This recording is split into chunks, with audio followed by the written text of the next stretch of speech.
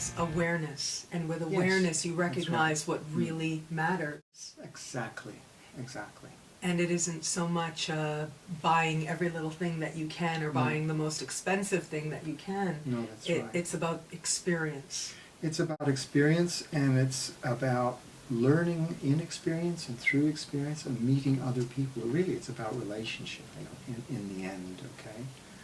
And that's another little problem I have with a lot of the discourse, the spiritual and idealistic discourse around, including in deep ecology, by the way. It's all about unity and union and becoming one or being one. I just don't see it that way, okay? Every unity ultimately has to be enforced, because life is pluralist. It's many things, and it's a mess, as I said earlier. So the only way you're going to get a perfect unity is really ultimately is by enforcing it, subtly or grossly, whatever. I see, in contrast to that and the kind of inherent tyranny in the idea of oneness, okay, I like the idea of pluralism and relationship, not unity, but unity. There's no relationship. There's nobody to be, there's no separateness anymore, right? In relationship, it's you and the other, whoever the other is, and you are all these people, entities, or whatever, we're all in this together, okay? That's what we have in common. We're all in this situation together. But we don't lose our own identities in that process, okay?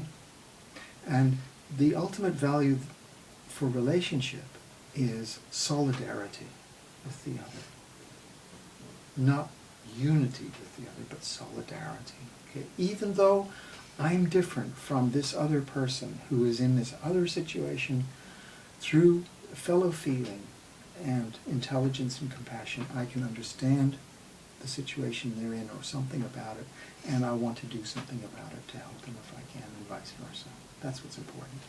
Is that empathy? Is that compassion? Empathy and compassion are absolutely essential, but it's got to be intelligent compassion. It's something the Buddhists call skillful means, or upaya.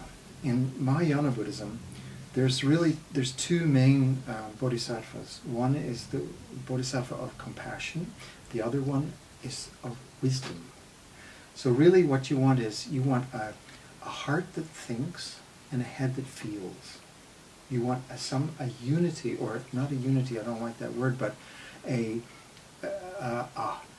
process or a dynamic which is both thinking and feeling, so that your compassion is intelligent. You with the academic stuff, there's joy. Like there's brilliance and seriousness, but you can sense that there's joy. Yeah. And I know that you are somewhat of a revolutionary in the academic world, especially with the topics that you cover. So what brought you to this path? What made you interested in bridging spirituality with academia? You have to work with who you are, and I'm a thinking being. Actually, I love thinking. But then I also have there's certain things I powerfully value, which lead to the corresponding subject matter. I mean, I love Tolkien. I love nature. I started out as an astrologer. It was in the family. And so I found myself in the activity of thinking hard and trying to think clearly about these subjects, which are generally not taken very seriously in the academy or in mainstream society. And that seems to be my thing. There are also subjects that have to do very strongly with growing up in the late 60s. I mean, that's quite obvious, right? With all those topics. The people who grew up in the late 60s are very cool. Thank you. Just saying. Still? Yes! Okay. Actually, I thought that when I came in here. It's been about 3 years since I've seen my dear professor, and I thought, wow, he's still cool. He's had his second Saturn return, and you're cool. Oh, thank you. Thank you very much.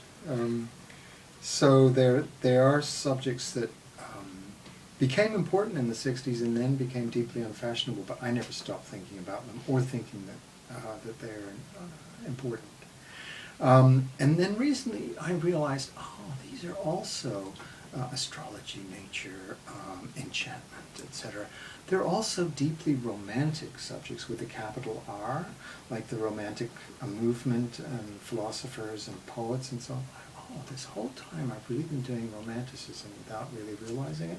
So, in other words, they didn't just come out in the 60s. They come up at various times in history and probably always have. And they constitute values that, I mean, I think are very, very important and that we just lose touch with at our peril. So that's what I want to think about. That's what I want to write about. And so you've found a way to bridge spirituality with an academic career. Well, I had an academic career. I no longer have a formal academic position. I have an honorary one, okay? Honorary. Thank you. But I exist kind of at the margin of the academy and more popular ways, popular modes, okay?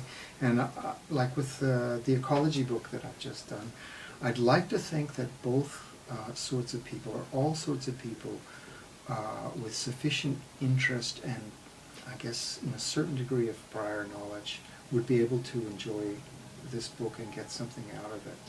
So you said that you're sort of at the margins of the academy. Is life more fun at the margins? I'm enjoying it more. You have more independence, you have less money. At least I'm still missing the salary, but I have a lot more independence, both intellectual and personal independence. And really, as a friend of mine said, change comes from the margins. You can't expect change to come from centers of power, okay, because they have too much invested in the status quo. It could be intellectual power, it could be economic, political, anything. Right? You can't expect radical change to come from the extreme outer reaches because, frankly, those people are just busy surviving. So somewhere between those two, where you have people who can participate in the dominant modes, but they're not co-opted by them. I think that's where you have the potential for positive change, and that's where I want to be. Beautiful. Thank you. I remember years ago as an undergraduate student walking into the library at Ryerson University, and there I was looking for an astrology book, and they only had 2. Now keep in mind this is a university library, so they can be forgiven, but of those 2 books, one was a book by Patrick Curry.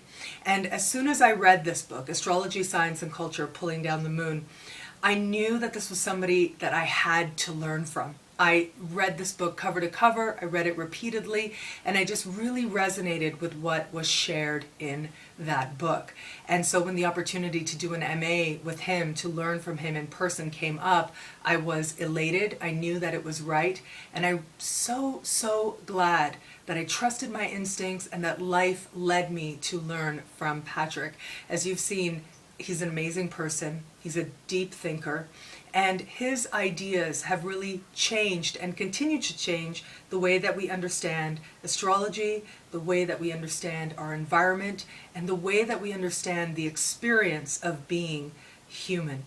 It was my absolute honor that you were here with me today to celebrate my dear Professor Patrick Curry. Until we connect again, take care.